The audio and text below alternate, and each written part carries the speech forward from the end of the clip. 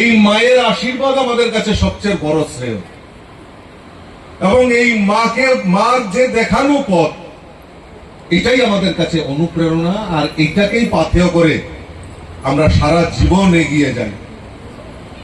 কাজেই আমি আমার যতটুক জীবদ্দশায় আমি যতটুক পারি, আমি আজকেও বলছি, আগেও বলেছি, যে মাতৃশক্তিকে যেন কোনো সময় অশ্রদ্ধা না করি, এবং সমাজের কিছু কাজেও যদি নিজেকে লাগাতে পারি, তাহলে আমি নিজেকে খুব ধন্য মনে করব।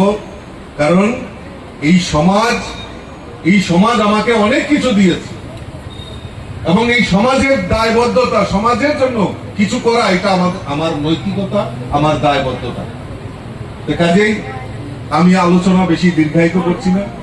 আমি আবারও আমার শত শত মায়েদের কাছে আশীর্বাদ চাইব। তার বিনিময়ে কিছু চাই না, শুধু চাই আশীর্বাদ। দু হাত তুলে আশীর্বাদ করুন, আমি যাতে আপনাদের পাশে থাকতে পারি। কারণ আমি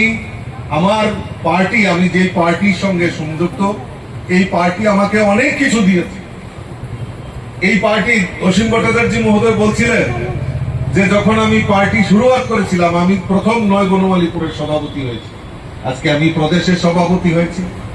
আজকে নরেন্দ্র মোদীজির নেতৃত্বের সরকার আমাকে দায়িত্ব দিয়েছে আমাদের রাজ্যসভায়।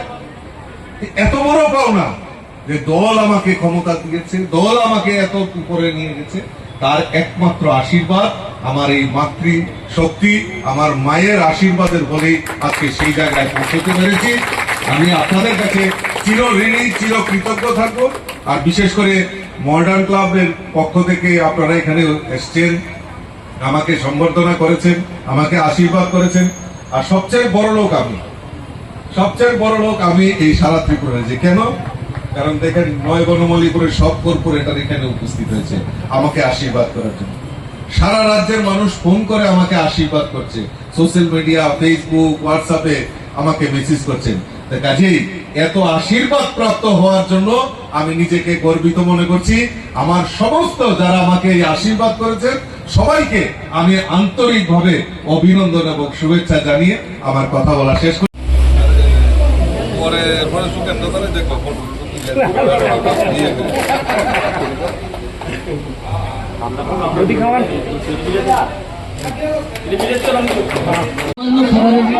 ব্যবস্থা করেছি, আপনারা খেয়ে যাবেন।